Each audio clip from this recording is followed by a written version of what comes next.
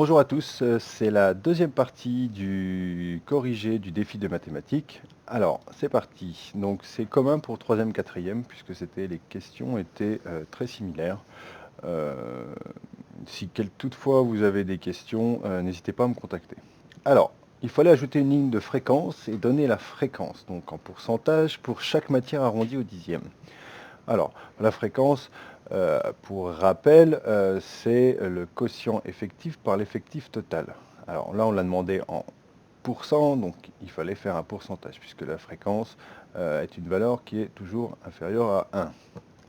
Alors pour chacune des matières, donc, je vais indiquer la fréquence en calculant donc mon temps total en minutes, donc de la matière, multiplié par 100, divisé par le total, le grand total.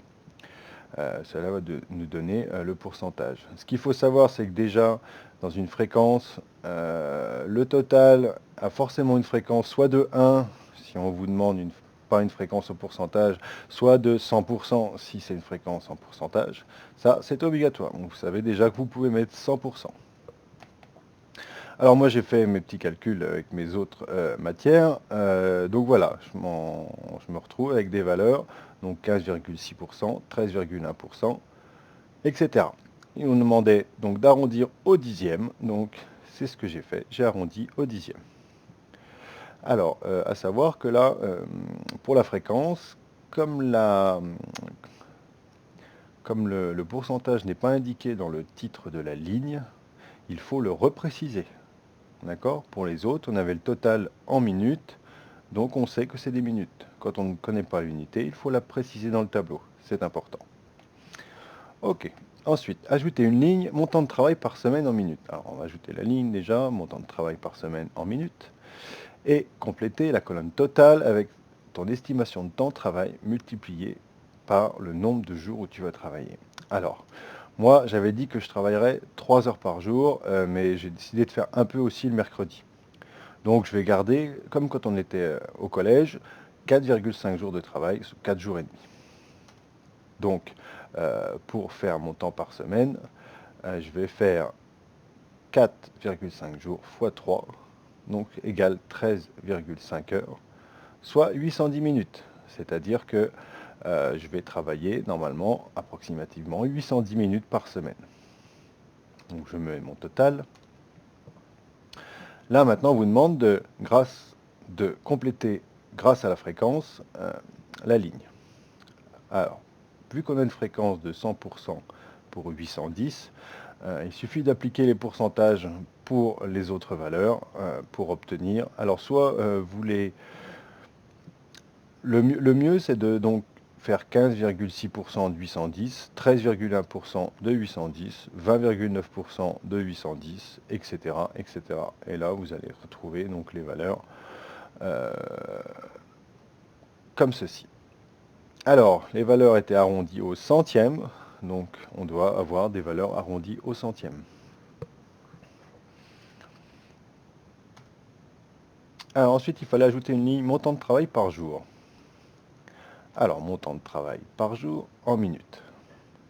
Donc là, ce qu'on va faire maintenant, c'est qu'on va essayer de calculer combien de minutes par jour je vais devoir travailler.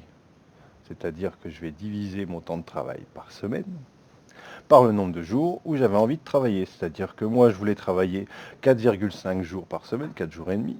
Donc je vais diviser mon temps par semaine par 4,5.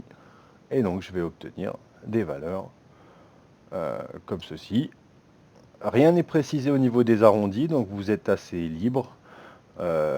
Choisissez une valeur un peu significative, l'entier, une ou deux décimales. Il n'est pas conseillé de mettre trop de décimales. Voilà. Moi, je gardais l'entier pour des minutes. Je trouvais que c'était plus justifié. Alors ensuite, il fallait ajouter une autre ligne, donc le temps de réel de travail par jour. Alors, pour arrondir un petit peu les valeurs du temps de travail par jour, puisque bon, travailler 24 minutes, à moins de mettre un chrono, c'est quand même assez compliqué. C'est plus simple d'organiser au moins par quart d'heure ou par demi-heure. Donc d'où la question. Alors, on va, par exemple, pour le français, arrondir 28 minutes à une demi-heure. 30 minutes. 24 à 30 minutes aussi. Quand j'ai 38 minutes, du coup, ça sera plutôt 3 quarts d'heure. 25 minutes, on va arrondir à une demi-heure, etc., etc. Vous verrez qu'en faisant le total de cette ligne, cela dépasse un petit peu ce que vous vouliez, mais c'est dû aux arrondis. Vous pouvez toujours ajuster un petit peu.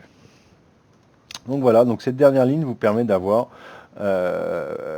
approximativement la répartition de votre temps de travail par matière. Ceci dit, ce n'est qu'un exercice de mathématiques, donc ce n'est pas pour que vous utilisiez ce planning-là, c'était juste histoire de faire des mathématiques. Merci beaucoup à tous.